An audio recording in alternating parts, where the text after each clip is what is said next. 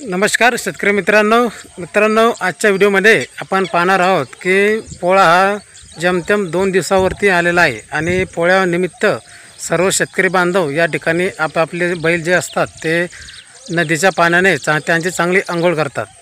पोळा हा जो सण असतो तो आपल्या शेतकरी बांधवांसाठी खूप महत्त्वाचा असतो।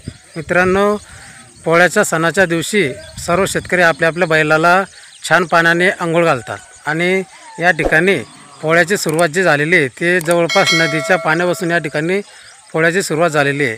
मित्रांनो, अतिशय चांगलं दृश्य या ठिकाणचं आहे बघा। आणि सकाळी सकाळी या ठिकाणी सूर्याची जो चमक असते ती आपल्याला या व्हिडिओमध्ये दिसणार आहे आणि सर्व शेतकरी बांधव आपल्या बैलाची अंघोळ कशी करतात ते आपण या व्हिडिओमध्ये सर्व पाहणार आहोत।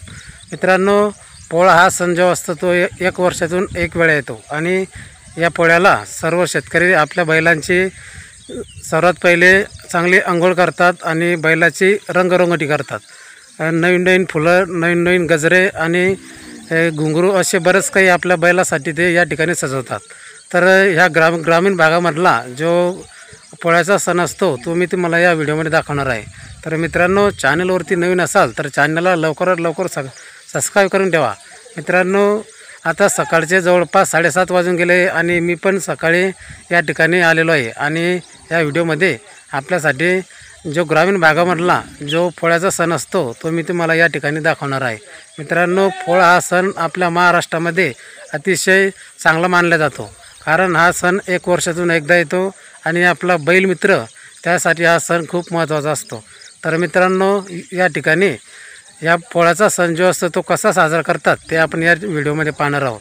तर या ठिकाणी जे सर्व शेतकरी आपले बैल जे धुवायला आलेले आहेत ते मी तुम्हाला या ठिकाणी दाखवणार आहे।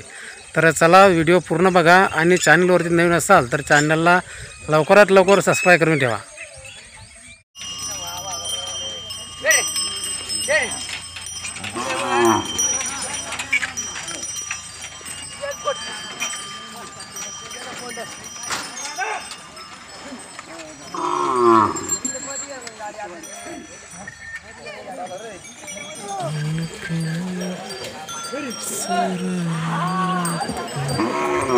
बघा, या ठिकाणी किती छान प्रकारे आपले बैल या ठिकाणी धुवायला सुरुवात झालेली आहे।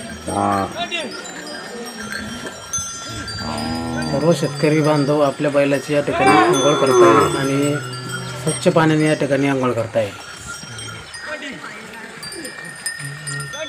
नदीवरचं हे दृश्य आहे आणि नदीमध्ये एक पवित्र पाणी या ठिकाणी आपल्याला बघायला मिळते, एक शुद्ध पाणी आपल्याला या ठिकाणी बघायला मिळते आणि या शुद्ध पाण्याने या बैलाची अंघोळ या ठिकाणी चालू आहे।